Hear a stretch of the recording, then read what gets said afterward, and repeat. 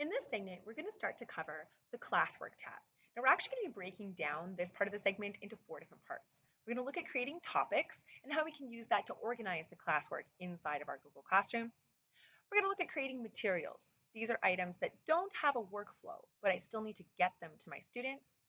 We're going to be looking at creating assignments, so those items where there's a give and a get and some assessment that goes along with it.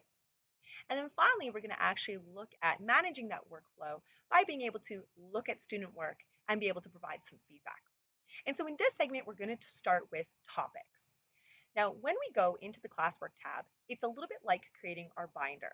So the stream is like a bulletin board in your classroom, a place where you pin those announcements, but it's going to be changing often. The classwork tab is that binder where I want things to be organized under specific headings so that it's not always moving around on students. Now, in order to support the quartermaster, as well as being able to make sure that the topics are visually able to support our students, and as well to be able to make sure that parents know exactly what their students are supposed to be working on, we can use topics to help us. So I invite you to go to your Google Classroom and click on your classwork tab, and we're going to create some topics. Now again, I just want to show you some of our sample Google Classrooms, where this is our sample elementary Google Classroom, where we can see that we have these headings that we have organized. These are topics. This is how I will be able to keep things organized under all of those different subject areas. When I'm in my junior high or high school, I can see that I've got my topics organized according to the weeks. So it gives us those headings in order to be able to put the content for our students. What's really great is when a student clicks on a topic, it actually will filter their visual view so they only see the materials posted under that topic. And again, they can see all topics. We like to have some additional topics just to be able to help our students and parents stay organized. So for example, we're going to talk about where to put our meeting link for those video meetings.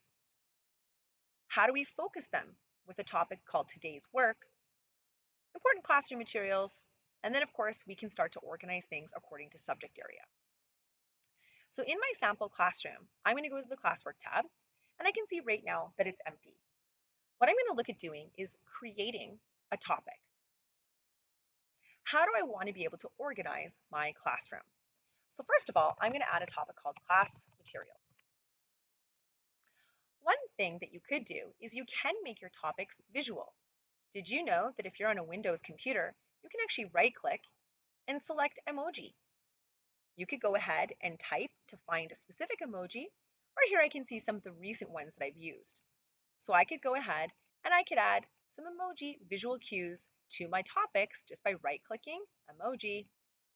And now I've got those important items right there. Oh, that looks so good. And I can say adding. I'm going to go ahead and do this again. Create topic. Perhaps this time I'm going to call this language arts. Now, if you're like, oh, I forgot to do something with that topic, I want to change that topic. Just remember at any time when you see the three dots, you can rename. And of course, I could now go in and I could add those emojis if I wanted to because I forgot, still making it visual. So very easy to go through and add those topics. You can also reorder the topics by clicking and dragging to make sure that they stay where you want to have them inside of your Google Classroom. So now you can see I have all of my sample topics ready to go. One important thing to note is your students actually won't see the topics inside of the Google Classroom until they have posts published inside of them. So these are just visual placeholders for myself. My students won't see them yet until they have content inside of them.